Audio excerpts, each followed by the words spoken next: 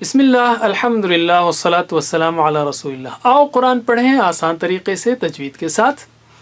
اب ہم لیتے ہیں سبق نمبر 12، جس میں ہم پچھلے 11 اسباق کا اعادہ کریں گے، ریویژن کریں گے، آموختہ کریں گے۔ گہری سانس لیجئے، مسکرائیے، مسکرانا سنت ہے۔ پہلی چیز، ہم نے سارے حروف سیکھے، لیکن اس میں بعض حروف ایسے ہیں جن کے معنی ہیں اور یہ تقریباً ہر لائن میں شروع میں آتے ہیں۔ اس میں سے 2 کو یاد رکھ لیجئے کم از کم۔ وا کا مطلب اور ہے اور فا کا مطلب پس ہے۔ وا اور فا پس۔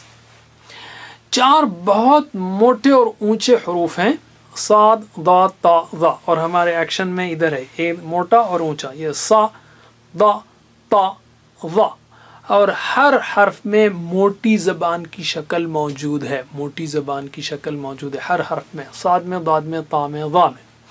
اور ہمارے ایکشنز میں آتا ہے تا، ذا، ظا، تا، دا، طا، ز، س، صا، اور ادھر ضا، کا وغیرہ۔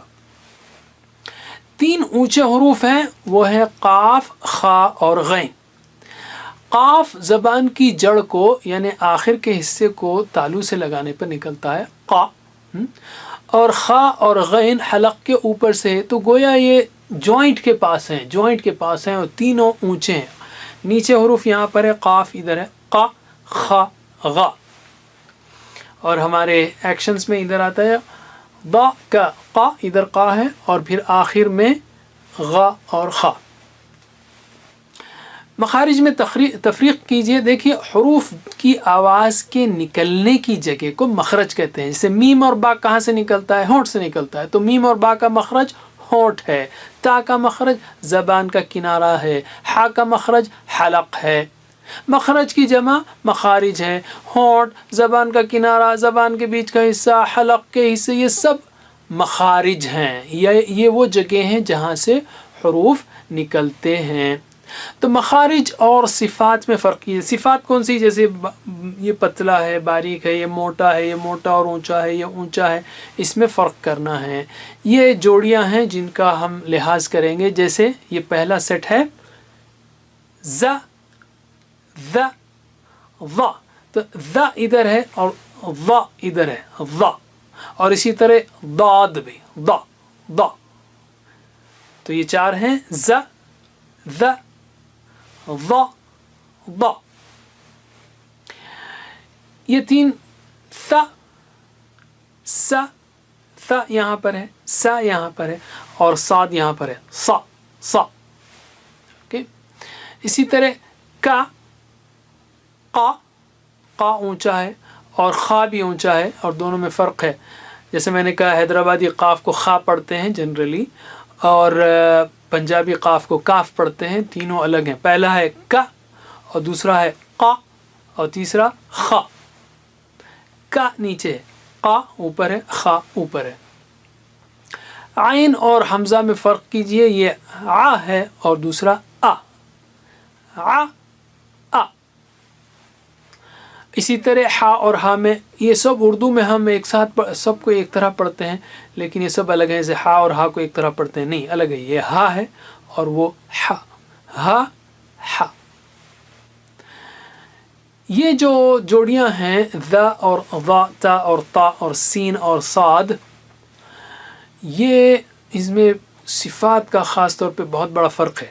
اس کو سیکھنے کے لیے ذرا پریکٹس کیجئے آ کہنے کی اور آ کہنے کی۔ آ اونچا اور موٹا بولیے، آ، آ۔ زبان کو ہونٹ کو گول مت کیجئے، ہونٹ کو ایسے ہی رکھیے، بس یہاں پر آ کہیے اور اس کو آ۔ زبان کو موٹا کیجئے، اونچا کیجئے، آ، آ، آ۔ تو اسی طرح ذ، ظ، اسی طرح تا، طا، اسی طرح س، صا۔ دیکھیے زبان کیسے فگرز میں اوپر ہو رہی ہے، اندر کی زبان جو ہے اوپر اٹھ رہی ہے۔ صاد میں صا۔ چھوٹے حروف 2 یاد رکھیے، ایک ہے حمزہ اور دوسرے ہا، یہ دونوں شریر ہیں، یاد رکھنے کے لیے کہہ رہا ہوں میں، کیوں کہ حمزہ نہ کسی سے ملتا ہے نہ ملنے دیتا ہے، یہ چھوٹا سا ہے، اور کبھی الف کو اور کبھی یا کو اور کبھی واو کو بطور کرسی استعمال کرتا ہے، تو نیچے کے سارے حروف یہ حمزہ ہیں۔ اور ہا آئینے کے ساتھ چلتا ہے تو کبھی ڈبل بن جاتا ہے، ہا ہا ہا ہا۔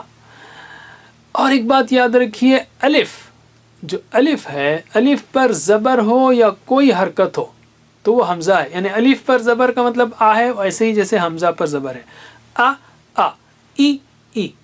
ہم دوسرے حرکات بعد میں سیکھیں گے۔ اور ایک بات یاد رکھیے، ہند و پاک میں جو قرآن پرنٹ ہوتے ہیں ان پر حمزہ الف پر جب زبر آتا ہے تو حمزہ نہیں لکھا جاتا، حالانکہ وہ حمزہ ہے، ٹھیک ہے؟ تو الف پر حمزہ کے اوپر زبر ہو تو وہ الف کے اوپر زبر، یعنی دونوں حمزہ ہیں بیسیکلی، آ آ۔ باقی اس کے دوسرے حصے میں سیکھیں گے انشاءاللہ۔ والسلام علیکم ورحمۃ اللہ وبرکاتہ۔ السلام علیکم۔ Learn to read Al-Quran, learn Tajweed, understand Al-Quran and memorize it using easy, scientific and interactive methods. Get ebooks, videos, audios, posters, PowerPoint files, app links for different courses.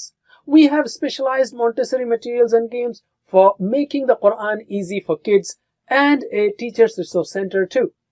Get personalized one-to-one online courses that suit your needs from expert teachers. For free trial, write to admin@understandquran.com or visit understandquran.com. Wassalamu alaikum